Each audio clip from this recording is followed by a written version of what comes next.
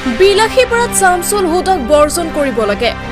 বিলাসীপাৰা পূব সমষ্টিৰ AIUDF দলৰ বিধায়ক শামছুল হুদাৰ আচৰণক লৈ নগাঁৱত আমচু জাঙুৰ খাই উঠিছে।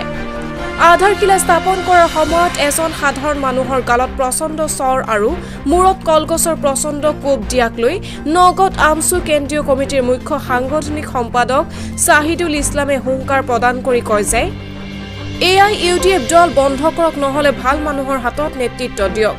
বিধায়কৰ আচৰণক লৈ আমচুৰ গৰ্জন 24 ঘণ্টা সময়সীমাৰ ভিতৰত ৰাজহুৱাভাৱে মাফ খুজিবলৈ আমচুৰ হুংকাৰ, অন্যথা আইনৰ দ্বাৰস্থ হ'ব আমচু।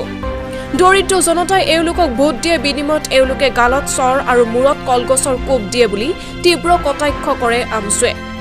আমচুৰ নেতাজনে কয়, বিধায়ক শামছুল হুদাৰ আচৰণ ঠিক কৰিবলৈ মানসিক চিকিৎসা প্ৰয়োজন হৈছে বুলি পৰিয়ালবৰ্গক আহ্বান জনায়। নগাঁৱৰ পৰা বিভূতি বৰাৰ ৰিপৰ্ট, বটদ্ৰৱা লাইভ।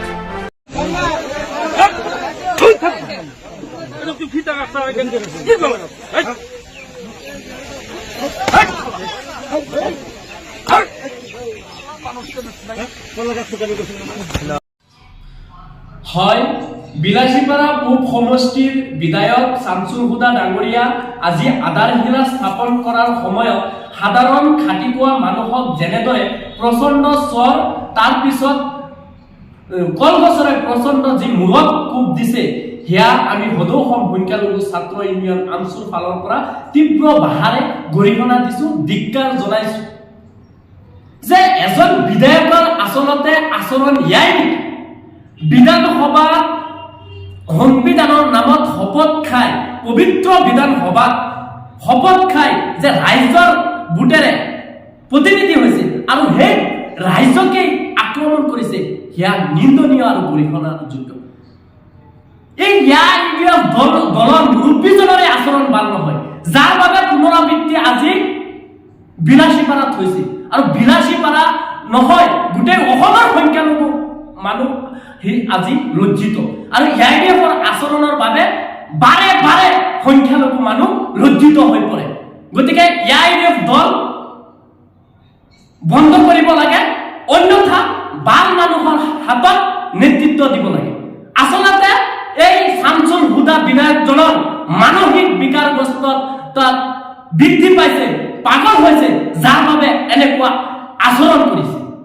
এজন হিষ্টেচাৰ নজনা বিধায়কক বদৰুদ্দিন আজমল চাহাবে টিকেট দি বিধায়ক বনাইছে আৰু বিলাসীপাৰা ৰাইজক আমি আহ্বান কৰিছো যে বিলাসীপাৰাত এইজন বিধায়কক বৰ্জন কৰক। এইজন বিধায়কে 24 ঘণ্টাৰ ভিতৰত ৰাজহুৱাভাৱে ক্ষমা খুজিব লাগিব, অন্যথা আমি সদৌ অসম সংখ্যালঘু ছাত্ৰ ইউনিয়ন আমচুৰ ফালৰ পৰা আইনী প্ৰক্ৰিয়া ব্যৱস্থা ল'বলৈ বাধ্য হম। যদি শামছুল হুদা মানসিক বিকাৰগ্ৰস্ত হৈছে প্ৰকৃত অৰ্থত, আমি শামছুল হুদা ডাঙৰীয়াৰ পৰিয়ালবৰ্গক আমি অনুৰোধ জনাইছো যে ধুলাবাৰী স্থিত যিটো মানসিক চিকিৎসালয় আছে, সেই চিকিৎসালয় নি অলপ ঘূৰাই আনক শামছুল হুদা ডাঙৰীয়াক। নহলে এজন ৰাইজৰ ভোটৰে প্ৰতিনিধি হৈ এজন ৰাইজকে আক্ৰমণ কৰিছে। ইয়া অসমৰ কোনো এখন সমষ্টিত হোৱা নাই, ভাৰতৰ কোনো এখন ৰাজ্যত এনেকুৱা ঘটনা, নিন্দনীয় ঘটনা হোৱা নাই। আমি সদৌ অসম সংখ্যালঘু ছাত্ৰ ইউনিয়ন পুনৰবাৰ কৈছো, এই শামছুল হুদা ডাঙৰীয়া আৰু AIUDF দলৰ ফালৰ পৰা ব্যৱস্থা ল'ব।